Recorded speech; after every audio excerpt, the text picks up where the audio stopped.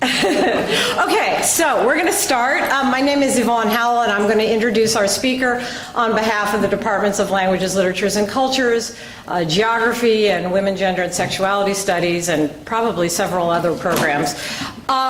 So, good afternoon. Welcome to the International Center. Welcome to this event today that I think is going to be hugely interesting to all of you.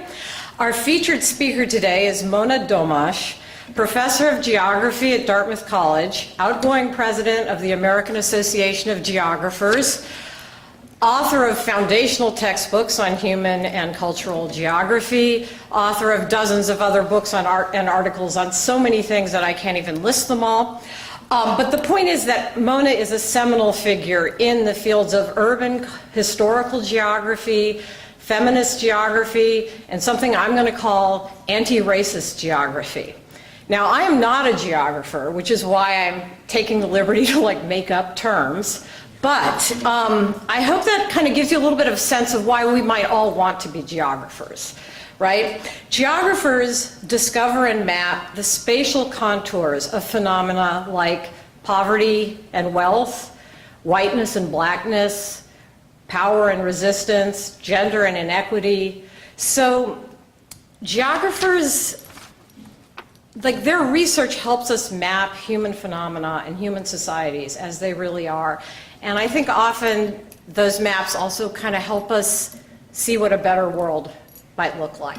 So with no kind of further ado, because Mona can definitely speak for herself, I'm going to introduce you to a really great person, Professor Mona Domosh.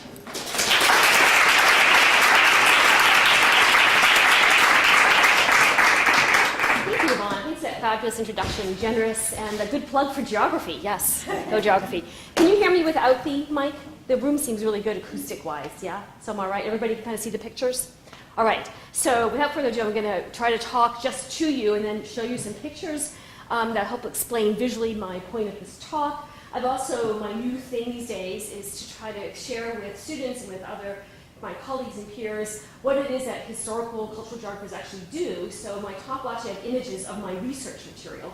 And I know most of you won't be able to see the words, but just to see what the kind of stuff is that we look at to try to find out maybe some truths, or at least to discover different stories. So I'm actually going to have some of these in there. So I know much of the material won't be able to be deciphered by you in the back, but I'll try to make it clear. Okay. Since, not the geographers in the room, but we have some budding geographers, for a long time in my career, probably the past 20 years, I've tried to work out the making of an American empire. I always say it's a very small thing. That's a joke. It's a very large thing. There's no way I could possibly do that. What I mean by what I was trying to do for the past 20 years is try to understand the ways in which the United States became an economic global power. So if we think of our empire being an economic one, how did that happen? And so I was interested in exploring the corporations in the early part of the 20th century, long before America really was a global power, following these corporations and following them around the world and trying to understand through space, what did they actually do? How did they send how did they establish markets? How did they build factories in countries in which we had no territorial or military presence? So I did that. I've done it for quite a long time, and I wrote a book about that, and so on and so forth. Near the end of that project, one of the corporations I followed for a very long time, is a company called International Harvester. Some of you may have heard of it. It doesn't really exist anymore. It made agricultural equipment, tractors and plows and harvesters and things like that. And it was, of course, it became international. It changed its name to International Harvester. It was a very large international corporation. It was one of America's largest international corporations. And one of its largest markets was actually Russia. So I've spent some time in Moscow. It's actually not our connection. We can discuss that later. But the other large market was Argentina. And so I was actually in the International Harvester Archives in Madison, Wisconsin, and I was in their Argentina folders, if any of you know this kind of work, and I knew the archivist quite well, and I happened to see in the Argentina folder that something had been misfiled, and it was an Alabama thing, someone had, misfiled. So I was trying to be nice, and of course I opened it, and, it was interesting. And then I talked to the archivist, and I said, I didn't let you know, this is, obviously this should go in some other little folder, probably somewhere in Alabama, probably little. And he goes, oh, I've known you all these years. Don't you know about Alabama? And I said, no, I actually don't know about Alabama. And he goes, well, come back, the archives. And he opens like a door, and he goes, this is the International Harvester record about Alabama. And I thought, oh, wow, well, there's something very interesting here. hence my next project. But like any good scholar, and I'm telling you all as budding scholars, I finished the Argentina thing first. Okay, you have to go back and finish what you've done. I was like, get that done. But I began to realize that that American corporations, at the same time they were becoming international, of course had been national corporations, but were also interested in something else, which we're going to call development. They were interested in thinking about the American South as supposedly America's undeveloped region in the teens and 20s. And particularly International Harbor, so many other corporations were obsessed with the American South. And my project then began to shift in a way, to think about not necessarily just corporations, but the United States government, the federal government, under the guise of the United States Department of Agriculture, their obsession with places like Alabama and Mississippi in the first part of the 20th century. And that's where I got into in this project. So this is what I'm going to try to talk to you about for the next 40 minutes or so, is what was happening. So I got from International Harvester to the USDA to Alabama, Mississippi. So that's where we're going to go for this talk. And of course, I'm just following Neil Smith, a famous geographer, who says if you want to understand the American empire, we have to kind of think historically about it. I was also inspired, of course, by kind of a new, called the New Global Way of Thinking about Southern History and Southern Geography. This book, of course, had just come out when I was pretty dead in my study by Andrew Zimmerman, trying to think about the ways that Tuskegee Institute, that the German Empire was actually, they sent their administrators to Tuskegee to learn how to train people and then sent them off to Africa to establish their empires there. And so I began to realize there was a connection again between Alabama and the rest of the world. And so I was inspired by this kind of new global international Southern history and Southern geography. And what I'm going to do now, this is great because students then can leave in 7 minutes. I'll tell you my main points, and the rest of my talk is just the details. So what I began to realize is that most people think that development in the United States, this discourse called international development, began in 1949 with Harry Truman's point 4 of his inaugural address, where he points out that the ways we're going to start as part of our kind of geopolitical attempt to fight communism and many other things, and to end war and poverty, we're going to start to provide, as you can see, produce more food. We're going to help people produce more food, more clothing, more materials for housing. I'm going to say in this talk that it didn't really just begin, of course, in 1949. Of course, we know that. But some of its roots, its discursive and material roots, are actually in places like Alabama and Mississippi in the 1920s. This is Robert Wilson, who was the head of agricultural extension in the state of Mississippi, writing in 1924, and I'll get later to where that quote comes from. And you can see he's also talking about and concerned about African-American farmers and how they're going to feed their children, how they're going to make most of their materials, clothing, and housing. I mean, there's going to be a whole interesting strategy and a way to connect this. So my talk is really this. And here are my conceptual frameworks, and perhaps not so interesting for our students here, but maybe more of the geography faculty. Kind of 3 big fields emerging in kind of the new history and geography of thinking about development and race and biopolitics in the United States. And of course, what I've done is, I guess one of the methods, I've looked at lots of interesting archives around the United States. But here are my primary points, that there's actually these interesting linkages between what was happening in the 1920s in the United States and what was happening in 1949 in places like Africa or India. And that what I began to realize when I was looking at this data is that the linkage is not actually around men and farming, it's actually around women and housemaking. And that was an interesting insight that I didn't expect to find. So you can see those are my 2 points. So students, you can now stop taking notes because that's great. Done. Okay, the rest is just trying to figure it out. So after I came back from my first or second research trip and I began to look at a lot of the data, what I was looking at, I was at the land-grant institutions in Alabama, Mississippi, and Arkansas. And they were the people who collected all the data about the United States Department of Agriculture, agricultural extension. And some of you who come from farming families would know what that means. It still exists, of course, today. And they had all the records from the 19 teens and 20s, and that's what I was looking at, that's what I was drawing on. And when I came back, even while I was there looking at these things, I began to realize that there really wasn't much attention being paid to actually farming, even though it was the Department of Agriculture. It really wasn't so much about men and teaching them new plowing techniques. It was actually much more about women, and much more about thinking about other things about the home and health and children. And so I realized maybe the first part of my project that was going to be interesting was going to see what was up with that. And I know this is not when I get my, this work was actually supported by the National Science Foundation. And clearly when I got funded, I didn't say that was going to be my methodology. But in fact, I did say, come back and go, what's up with that? You know, this is a puzzle. So I'm going to talk here and focus on the home, what was called home demonstration work. So the United States Department of Agriculture's agricultural extension efforts today and then are divided into 3 parts. There's section on men in farming, in farming. There's home economics, what was called originally home demonstration work for women, farm women. And then there was children, emphasis on making better farmers and reproducing better farmers, and that was the 4-H, right? And you may have heard of 4-H clubs. Okay, so that from the beginning, well, I shouldn't say from the beginning, there were these three elements. And I'm going to focus here particularly on the second one. So as I said, home demonstration work per se is on its own. It comes out of a whole progressive era development. This is actually Jane Addams talking to immigrant children. It comes out of a long tradition in America, particularly in this progressive era, of trying to get to the heart of creating good Americans by going to the sphere of the domestic, and targeting women and then children. So it's actually an offshoot of this new home economics progressive era movement. It begins very informally. This is actually a picture in Arkansas of a canning club in 1912. It begins quite informally with kind of women's volunteer clubs, teaching other women how to be better canners on their farms. So it begins like that. And then in 1914, it actually becomes officially part of the USDA's efforts and gets federal funding through the Smith-Lever Act. And here what we're looking at is a group of women who are being trained at Auburn University, Auburn Polytechnic, now just Auburn University, which was the land-grant institution for white people in Alabama. So we begin to see what was happening here. So again, just a brief history of what I'm going to focus on.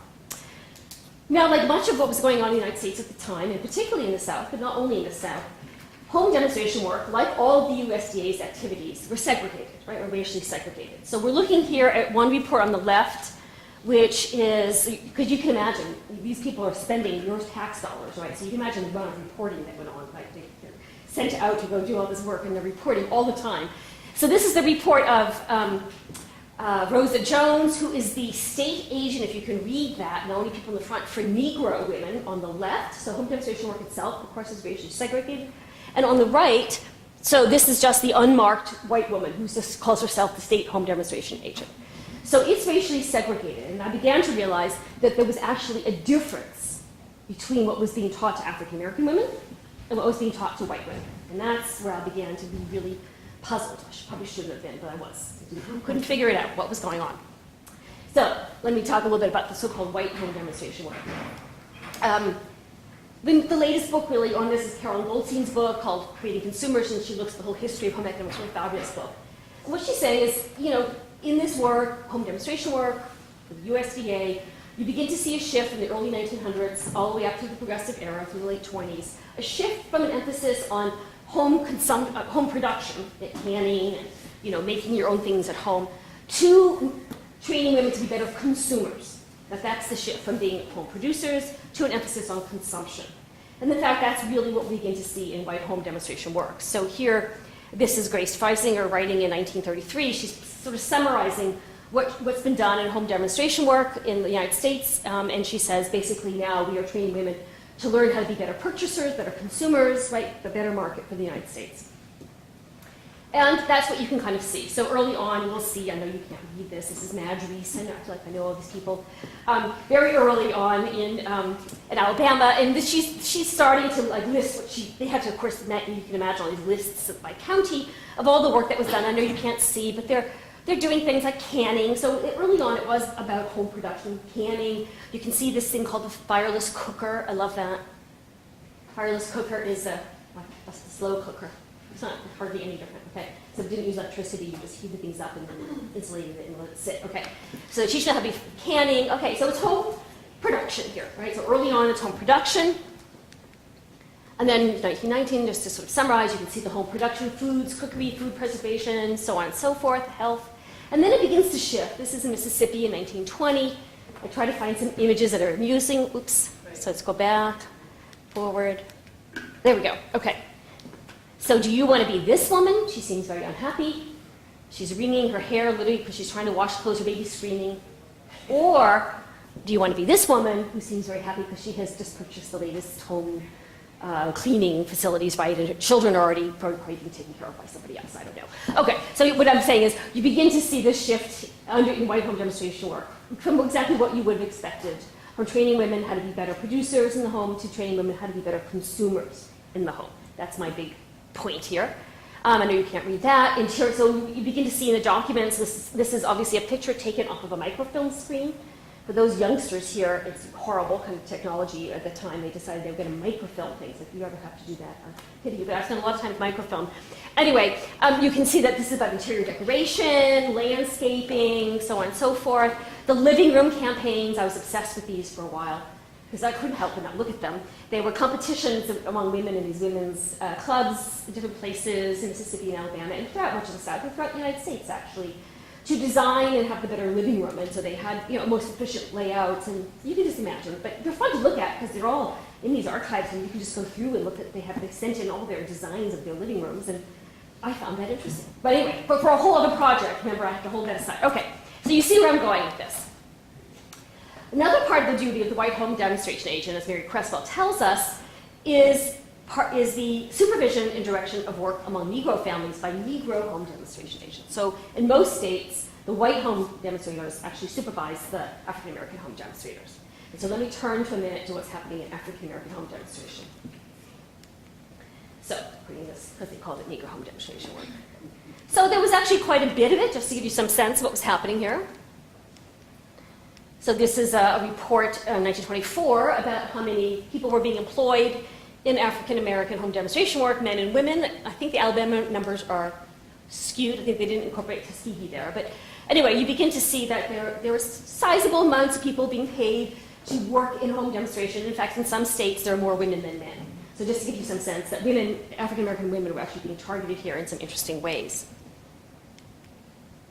And what was up with this? What were they doing? Well, this is Oscar Martin, who was a big USDA guy in Washington, D.C. He is writing a book called A Decade of Negro Extension Work, 1914, 1924. He's going to legitimize all the money we spent. I know you can't read that. So they're doing housing, home gardening, so on and so forth. But then he kind of has this big point here. He says, perhaps no phases of home demonstration work are more valuable among Negroes than sanitation and health, which were exemplified by more than 10,000 Negro homes. So just keep those two words in mind because they're sort of the impact that's the other point we're trying to. Okay, so you begin to see that sanitation, health, remember my first quotes I started with, are going to become really important and increasingly important throughout the 20s into the early 30s, and probably continuing on, but I talked about 1930. So, and what some of the interesting, so this is now some of the documents coming out of Tuskegee. Tuskegee, of course, was the land grant institution for African Americans in Alabama, and in fact begins to supervise all of the USDA's work in what was called the southern part of the South.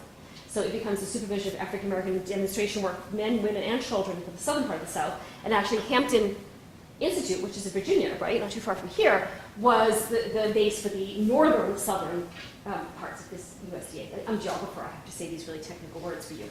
Okay, got it. So what would they do? They developed an interesting technology because they realized that African American farmers were now working in the American South as what? Sharecroppers and tenants. 90% of them, or 80% in Alabama, were working in a state of virtual servitude, debt peonage, meaning they were indebted, they were indebted all the time, and therefore could never leave. So in some ways, they were actually held in bondage, another form of slavery. So they realized they couldn't. There was little time or energy for African American farmers to come to Tuskegee to learn how to be better farmers. So we're going to bring this to them. Right? We're going to go to their farmhouses themselves and share with them the newest technologies of what we can do. So they developed this thing called the movable school, which is actually just originally just a man with a kind of wagon, and then later on they get a truck and they have a home demonstration agent who joins them. And you can see this is written about, this is Juanita Coleman reporting what was happening in the movable school in 1920, and this is showing you an image, kind of a close-up of it, of demonstration work showing, teaching African American women how to use a fireless cooker. So they're showing how you heat up a pot and you put it inside a pot and you insulate it, and it's pretty handy that way you could both work in the fields at the same time as, so you could both be, remember there's a real labor problem, work in the fields at the same time you were cooking a healthy meal for your, I guess some things haven't changed, but okay. So there we go. And again, I'm trying to give you a sense of what was happening in African American home demonstration work. So the emphasis, in fact, instead of shifting from home production to home consumption, actually just intensifies around home production, and then begins to zero in on things like health, sanitation, and food preparation, which seemingly go together, right? Better health, better food, so on and so forth. So I'm just giving you some of the things that I know you can't read it, but you can see sanitary toilets. It's about health and sanitation in the home. I was lucky enough in 1928 file to see that at some point a professional photographer had been sent from the USDA to focus in particularly on home demonstration work. This is in Montgomery and Macon counties. So we have these fantastic photos. I love photos. You can really see all sorts of things when you start looking. I think that's a Yogi Berra line. But I spent a lot of time with these photographs to get an idea. So this is actually Laura Daly, who was working at Tuskegee as an African-American home demonstration agent, teaching canning techniques. Now again, look at the date, 1928.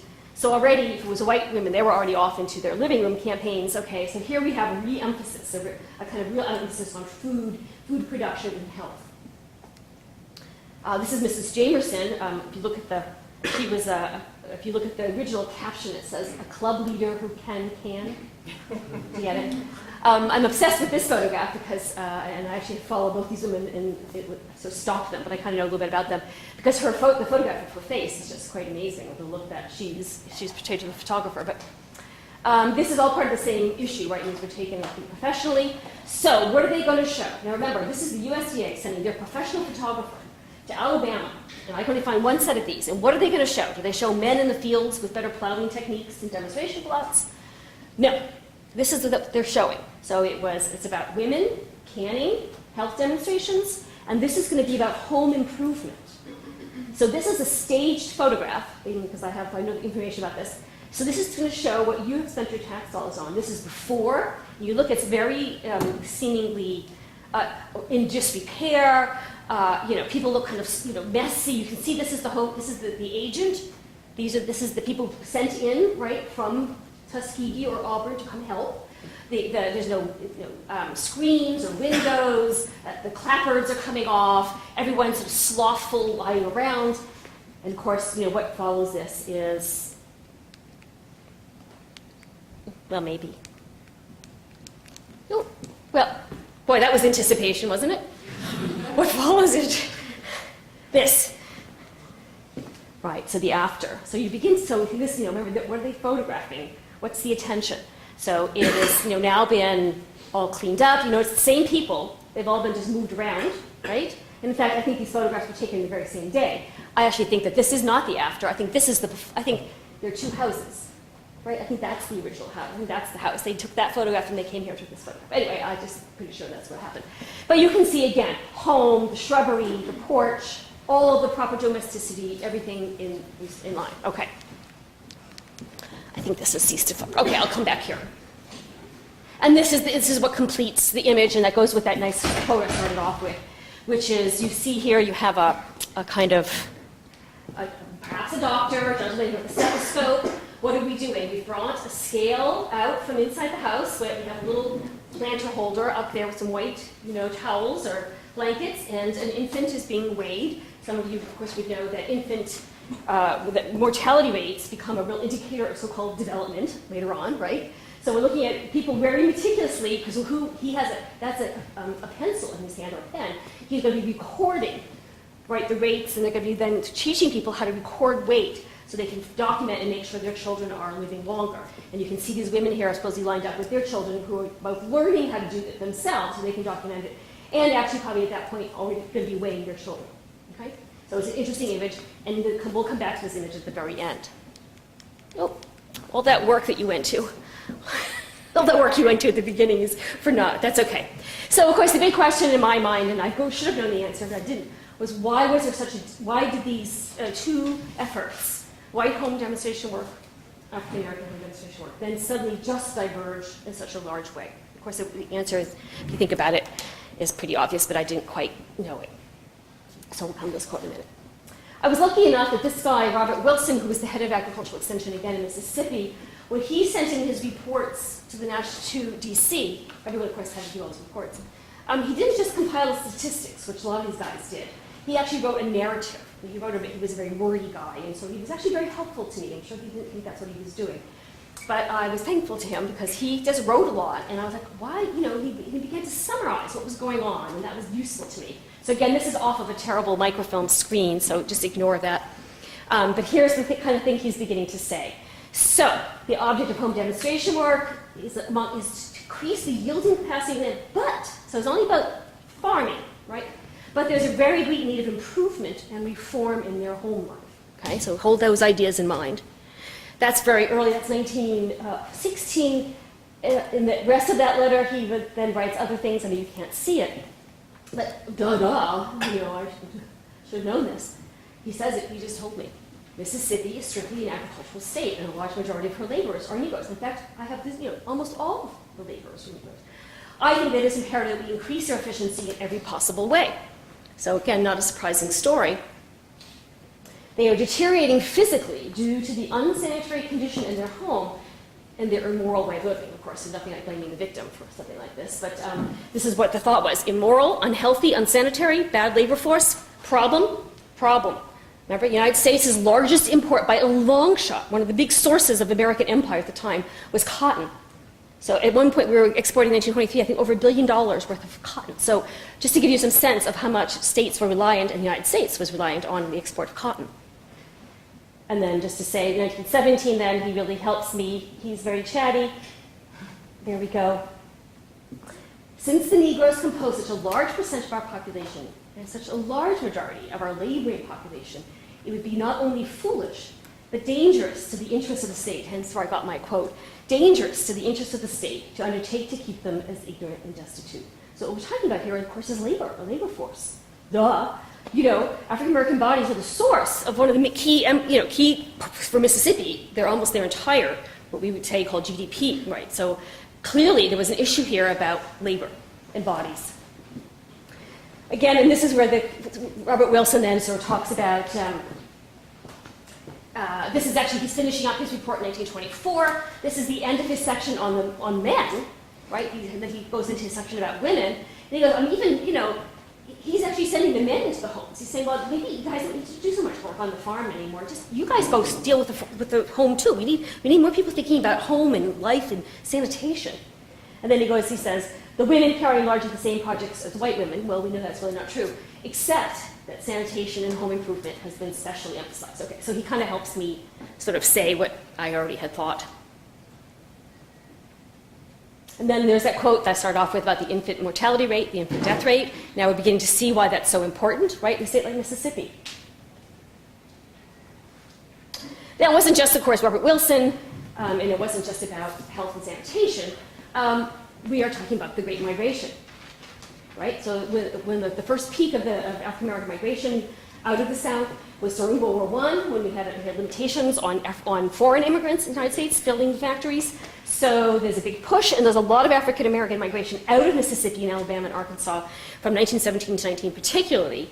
So if you're a farmer, if you're like a cotton plantation guy, you're a little worried, not only that perhaps our African American population is not very healthy, but also they're leaving. And so you get a real potential crisis on your hands. And so Mercier, who's a guy at USDA in Washington, these pamphlets begin to come out that there's a very serious problem. People are leaving farms, like they're moving moving into cities, and they're moving north, and this might be really problematic for us. I love images, right? So this is Oscar Martin, who's now the big wig in DC. He puts out, this pamphlet gets written in 1924.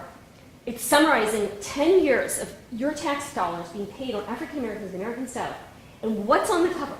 Is it a man with a pitchfork or a plow? Is it about farming at all? Is it about agriculture?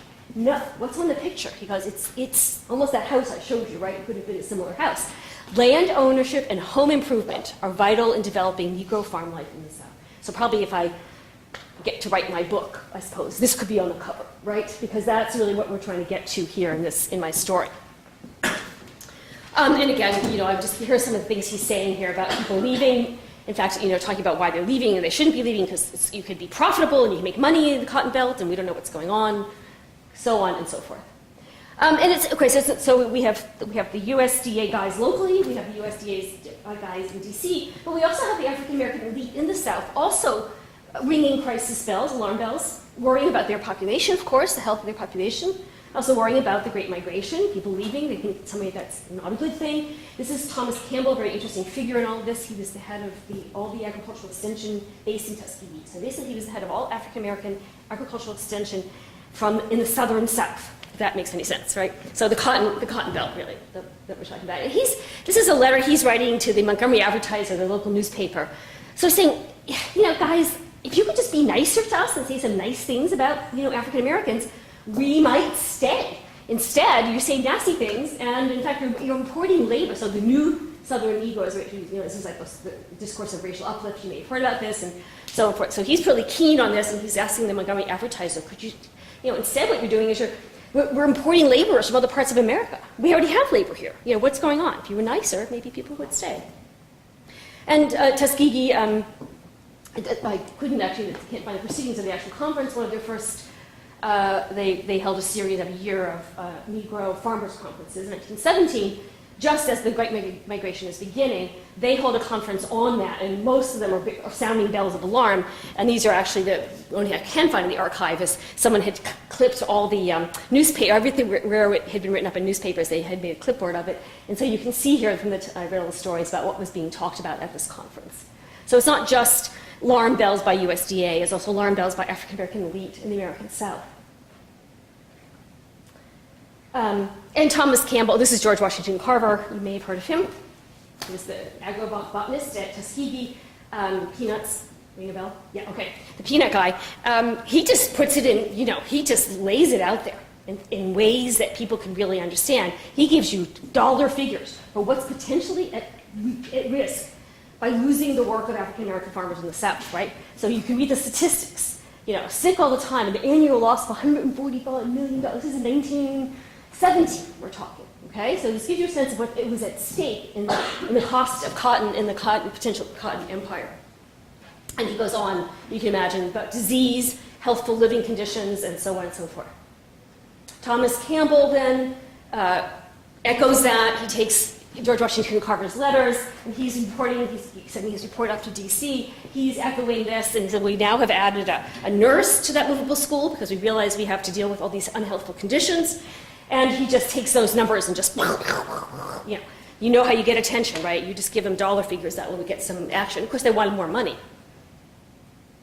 Okay, so kind of you see where I'm going. There was a difference. I'm beginning to see why there was a big difference and how that actually becomes an increased difference as time goes by and as the Great Migration continues. So I call this dangerous to the empire. So Tuskegee had often been, throughout the teens and 20s, and probably before that, I just don't have the stories about that, visited by people from around the world. It was a very international spot. A lot of Andrew Zimmerman, that book I showed you at the very beginning, Alabama to Africa, looks at one particular part of that. You begin to see, this is Thomas Campbell writing about, people were always coming. You could see from Africa, India, China, coming to see what they were doing there. What was happening at Tuskegee? It was like this little experimental place. People from all around were coming to see what was happening. And he ends his one section here with this, which I find particularly interesting. So the most striking foreign comment on the effect of this movable school, remember that was where they go around and help the house and the canning and comes to us from Father Harry Buck of St. Augustine's Mission in South Rhodesia. I hope good geographers know what that is today. So he obviously had come and had, hung out, right, done his thing, hung out with Tuskegee, and I have lots of stories of people who hung out Tuskegee. And then so this is from his letter. To see that work was an inspiration in the value of the consecrated efforts of the demonstrators, the trained nurse, the home economics teachers, and the extension workers, giving such simple, practical, and obviously useful instruction in a community cannot be estimated. Because that's his letter back to Tuskegee. It was good for Tuskegee because, you have that good stuff, like good teaching evaluations, like that. Okay. And then what does Campbell write? 3 years later, the government of South Rhodesia started the work. They're going to start doing something like this. They now have demonstrators at work in many of the native reserves and many more workers in training. Okay, so we know that there was a whole series of anecdotal people coming, tons of, I was at Tuskegee a while, lots of documents of this. But it then becomes, I'm going to argue, formalized in a much larger way. So in September of 1944, I'm now jumping flash forward, okay, we've jumped about 15 years. So in September of 1944, the conference was held in DC. This was just 2 months before perhaps a more famous conference, but I'm going to argue I'm going to be provocative and say this conference was equally important. But this was held just 2 months before another conference was held in a small town in northern New Hampshire. You may know this town called Bretton Woods, right? Which was the conference, this is now a year before the war actually ends. But this is when people are already beginning to think through and to organize what's going to become the new global monetary policies, the post-war global monetary policies, okay? And that's a very short way of saying what's happening in Bretton Woods. I'll be provocative by saying, well, I think what was happening 2 months later in September had similar repercussions, right? And this conference held, and again, it's a little piece to get to. You can see the title says it all. How are we going to take these extension methods that we've learned, and we're now going to use them to help rehabilitate after the war's over in war-torn countries, right? So it's 1944. And what are they going to do? Well, you can see, we know that food will play an instrumental part, ensuring peace, and so on and so forth. So we're going to think about food. Louise Stanley, who was the head of the Home Economics Division of the USDA, gives one of the plenaries, and you can see she's writing about feeding the family, home responsibilities, and so on and so forth. Oh, and she talks about these demonstrations. Of course, this is basically she understood what was happening in African American home demonstration work, that you always had a white home demonstrator who supervised. So she's actually taking this idea, this is what's going to happen. You're going to pick some women who are going to become our women. We're going to get trained by the white women, and then they're going to become the new community leaders. And again, we're just looking at what the objectives are. Fullest people, I could bore you with the details, I won't. Just as a little side, they was divided into some of the regions of the world. The section in the Middle East was particularly interesting, not for the reasons you would think it would be interesting, at least I didn't think, but because it's the first time I began to see the kind of interesting discourse about overpopulation. Now, when you're going to start having statistics about infants and mortality rates, really what you're thinking about is a relationship between land and people. Like how much land can you support so many people? These kind of interesting relationships that seems to still obsess lots of people. Here you see in the Middle East, they are worried, okay, you have infant mortality is high, birth rate is still higher. They're really worried about this. Here we have the elements of a serious problem, that of the balance between land and people, which should not be overlooked in any long-range project of rural extension rehabilitation. So again, it's not just me who's saying this, there's similar discourses going on in British colonial empires. You begin to see the kind of first alarm bells about overpopulation, and that the land is going to be poorly used and not managed well. There's going to be some interesting issues in our colonies. Well, here you see it in the same report, but it's about the Middle East. It's just an interesting aside. Okay, so 5 years later, the war is now over. Truman's point 4 of his inaugural address is in effect. There's money. This is my more recent part. I was in the archives recently in DC looking at who was organizing all these things. They now have money, big money to do this. And they then they bring back everybody from the first conference, but then this is much larger, 1949, and you see its extension experiences around the world. So it's not limited to the war-torn countries, and they add, of course, Africa and Latin America to their regions that they're going to be discussing. And they just start laying out, and it's an interesting group of people. I mean, I can tell you if you're interested who's in this group, but it's not just that it's a complicated set of interests who are doing this. But we'll just say this is the U.S. Department of Agriculture and the Office of Foreign Agricultural Relations. We'll leave it at that. But it was an interesting group of people who were doing this. And here are some of the regions, major rural problems, and again, what we're looking at. The problem of population growth. They're still worried about the Middle East and this overpopulation. That seems to be a concern.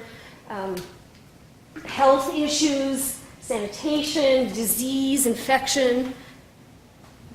And this is now, particularly in Africa, you can see literacy, poor health, malnutrition prevail in many areas. I mean, almost word for word what I'd see in Alabama in African American home demonstration work. The section on Latin America is interesting because it's new, right? They just put in Africa and Latin America. And they say, okay, there's farm problems, right? But really, there's home problems and there's community problems.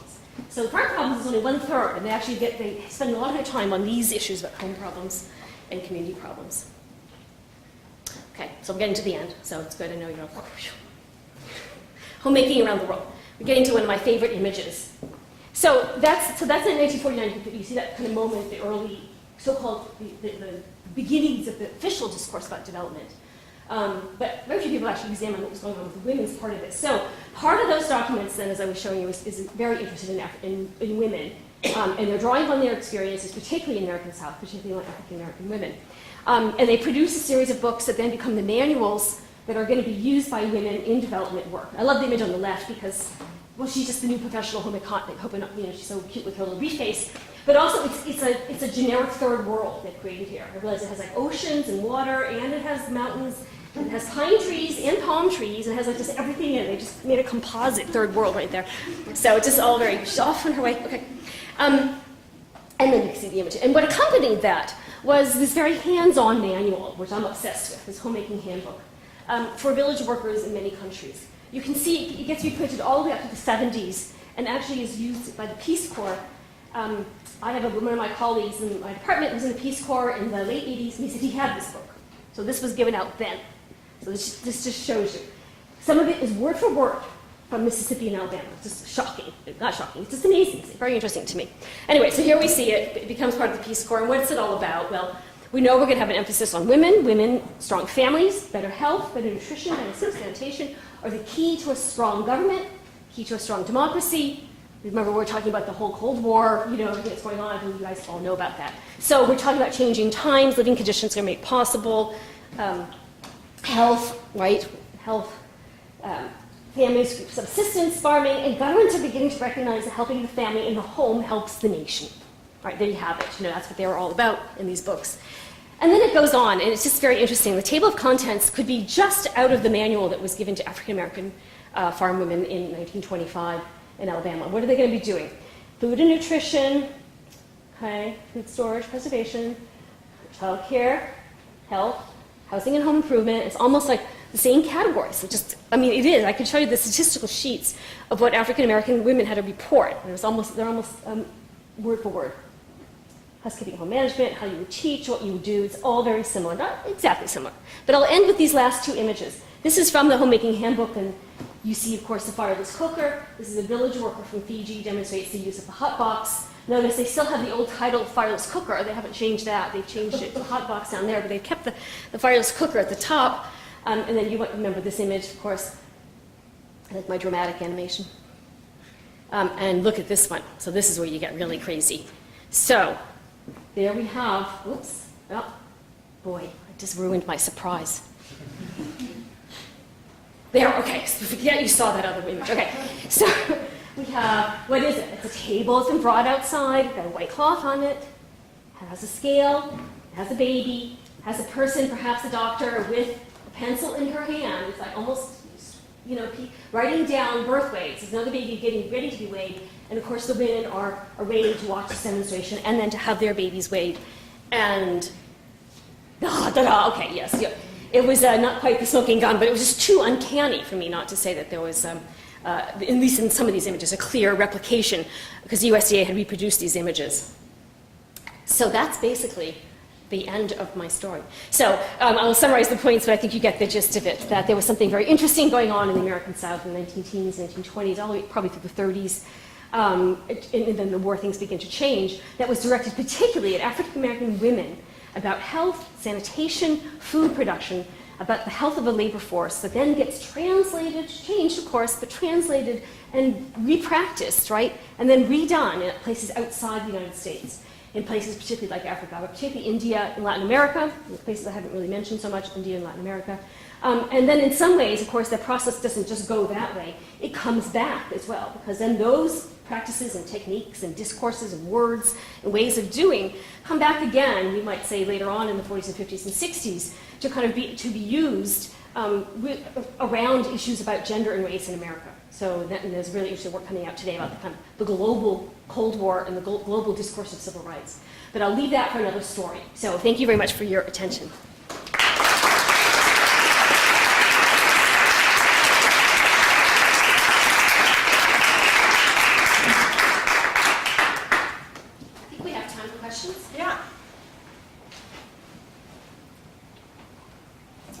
What kind of impact do you think that the manuals had on the development of the world?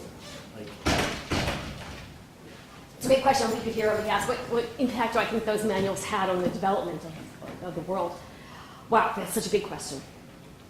I think what you're asking is, did they have an impact on what we call international development? There's that one. And then there's actually the other question, which is actually on the changes that have happened since 1949. That's in some ways a different question. I think they had quite a large impact on what Americans did under the guise of international development. I think that, in fact, they were the manuals for what was being done. Whether that actually helped people is the other story. I'm just about to give my presidential address. When you're the president of the Association of American Geographers, it's really nice. You wait till you're past president to actually give your address, which is good, because you're so busy that you're being president. So I'm about to do that, and I'm actually addressing that sort of issues. Did any of that actually help African American farmers? That's why I followed Mrs. Jameson and Laura Daly and several of those people. No. maybe Laura Daly, because she actually got a job out of this, right? She worked as the USDA out of Tuskegee, but 99% of African Americans were not helped by this effort in any way whatsoever. It wasn't actually meant to help them, right? It was all about creating a strong labor force, keeping them tied to the land, right? So I'm not saying that that's necessarily what happens in all of international development, but I think there's something similar. If we think about some of the, what's really going on in the practices, and each country, of course, is different. It's different what happens in India, it's different what happens in Latin America, it's different what happens in Africa. It's also different by time frame. Things change, development projects change, goals change, geopolitical goals change. Still, I think there's something quite interesting in the fact that perhaps it didn't really help so many people. I mean, Thomas Campbell himself, the head of this, basically, of this effort in Tuskegee, in his only, because basically what you read when you're in the archive, it's the problem of the archive, which is what people saved, right? So it tends to be the reports and all the officialdom. But every so often there's some handwritten letters from Thomas Campbell that somehow were in files, and when he's just writing to like his friend, the guy who's the head of men's work, Harry Sims, with a great letter, he just says, I mean, this is ridiculous. What are we doing? This is not even a Band-Aid. I'm going to visit people who are so impoverished, they're indebted, they can never get out of servitude. They have absolutely no capital in terms of cultural capital or real capital. And what we're doing is just not even particularly, we're just doing Band-Aids. And that's the only one candid moment I find, because he knew, right? He knew. He was, but yet, some families, okay, so what are you going to not take the money, not do it? So they were helping some. So I think that you're asking a good question about development. So I can say what's happening here. I think there's a whole other story about what happens. And there's a field called critical development studies, and a lot of people who are geographers and political scientists and anthropologists have been looking at kind of thinking critically about what happened in international development, who benefited from those projects. So I'll leave it at that. But good question. Thank you for letting me blah, blah, blah. Giving me a reason to talk more. So it sounds like, so they're trying to, in the U.S. cells, it sounded like they're trying to improve health. And a lot of, they mentioned infant mortality, for example. So from what you read, it sounds like it didn't really do.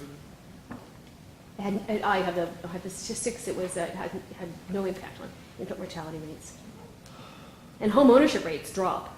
So they're trying to get, they claim they're about African American homeowners, but those just drop. And infant mortality rates are, and it's not just me, other people have done this work that have looked at infant mortality rates and particularly what they call the Cotton Belt region. So it had very little impact.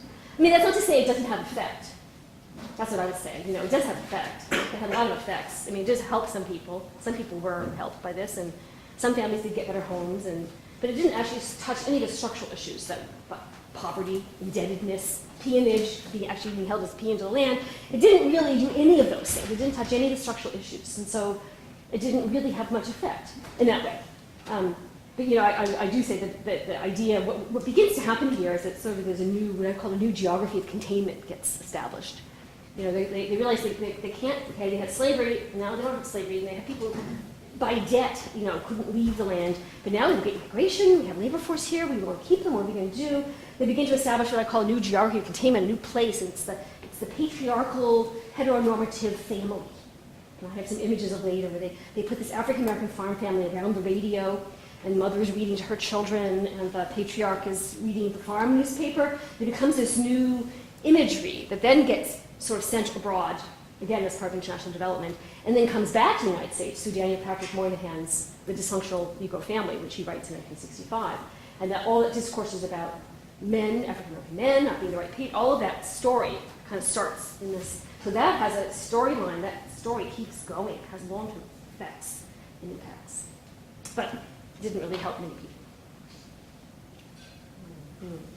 It's kind of depressing in that way. But I were inspired this. I did follow Mrs. Jamerson, and she leaves and goes to St. Louis, and is with Mr. Jamerson and her brother and sister-in-law live in an apartment in St. Louis.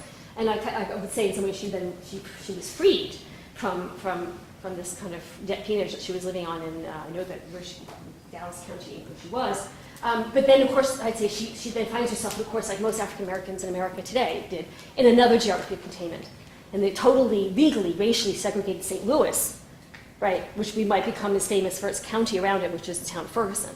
So I have the census data material that looks at where she goes in 1940, but of course it's just totally, she's just in another contained world, right? Another kind of exclusionary world. So she is now living just in a segregated St. Louis. I have a question for you about the USDA, because it's always fascinated me that the U.S. Department of Agriculture is so invested in different things overseas, for agricultural service through different attempts to sell or create markets for U.S. goods overseas. And I wonder if you would comment on the sort of opening up of sort of the arena for international development as an opportunity for the USDA to become more relevant, and whether you would comment on sort of the bureaucratic aspect of this. Well, this is just where I've been, so you can help me. You and I can chat later tonight to help me figure it out, because it's so complicated even to me what happens. I think that they're desperate that they're losing their power. There's a real power struggle, because they develop under the UN the Food and Agricultural Organization, the FAO, and then some order guy from the USA goes over to become that, and then I think they're worried in the early 1950s about who actually is going to get the power to lead the international development projects. And so I think it's a power struggle. I haven't finished the thing, but I think the USDA in the end kind of loses power. If you notice even the documents fall out. It's USAID, it's FAO, and then it becomes the Peace Corps, and they lose. And I've tried to track these organizations. There's a great new book out called The Global 60s, and it's about the Peace Corps fantasies in the 1950s and 60s. And it's a fabulous book, and she has done a better job. So I'm not sure I have a good answer. I think that's where I am now. I can kind of see my book in stages, so I think that's the last piece. And I don't even, I keep having to look up these organizations, because they actually had some stopgap organizations in there. They had, of course, they were also involved in, the USDA had a lot of people working that what I call public-private partnerships. Missionary were involved in the USDA. They had a lot of close links, and they're trying desperately to hold on to those. And then there were private, of course, philanthropies, which we haven't even thought about as another part of development projects, Rockefeller and so on and so forth. And they are trying their best. And it's the guy who was the head of the USDA at the time, Wilson, I shouldn't say the USDA, he's the head of the extension work of the USDA, a different Wilson than Robert Wilson. It gets confusing for me, oh my Wilson, there's a third Wilson too. And I'm trying to figure out his role in all of this. And I think that's how I'm going to end my book. I can kind of see that, but I have to keep looking them up, because some of the organizations only existed for like 5 years. It's very confusing when the National Archives, you've ever been there, College Park, Maryland. You ever been there? It's chaotic anyway. There's so much. Then you have to, like, each of these organizations have their own record group, and so then you're like, that's 2 days lost on that. But it's a treasure hunt, so I like it. When I started this project, I had no idea I was going to be focusing on African American women. I thought I was going to be focusing on manipulation. I knew it was interventions by the USDA into people's lives, but I had no reason to think that this is what it was going to be about.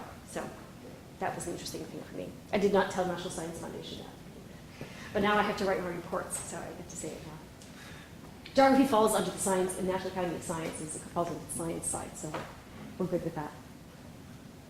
Maybe Yes. this is a little bit too far afield, I'm not sure, but whose bright idea was it, and when did this happen, to tell women, probably at home and abroad, that they should use formula, baby formula, instead of look at that. breastfeeding their kids? And then later, now we have to undo it and like reteach women how to Yeah, breastfeed their you kids. and I probably, well, you're a bit younger, but the whole boycott Nestle, remember that when that was all happening? I don't, if that would be part of this, and it's certainly in these books that I see here. The other interesting thing, of course, as you can imagine, I didn't show it, is the very, very invested in contraception. Right, and so there's images, so in the homemaking handbook, there's a whole section about women and contraception, because they're going to start to monitor women's fertility rates. It becomes one of the key indicators of a developed nation. Right, and then they then they shift, okay, we're going to educate women. That will be, that, you know that whole shift in development discourses. But in these 50s manuals, there's a whole section on that, and they're just, you think Planned Parenthood is, boy, if Republicans got a hold of that stuff that they're up to. I think I have the picture of the IUD. Wait, let's see. Is that I have a bunch of pictures here. Yeah, yeah. That's in homemaking handbook. So just to give you, I have, when you do these PowerPoints, I have so many images, but I start with just a whole bunch, and I think what are my ideas, and I try to, but maybe that's closer, I can think, to what was in terms of the formula, but that's what was happening. Well, I'd be happy to. I know if I were you when I was a student, I'd be very shy. But I'm easy to find. You can always send me an email later because there's only one Mona Domosh, I think. So you can just, it's domosh@dartmouth.edu. And feel free to ask me questions or share some of your comments with me. I'm always interested in that, and it's how I learn about things too. So I'd love to hear from you. But I know in these kinds of settings, sometimes it's hard to say anything. All right. Well, thanks.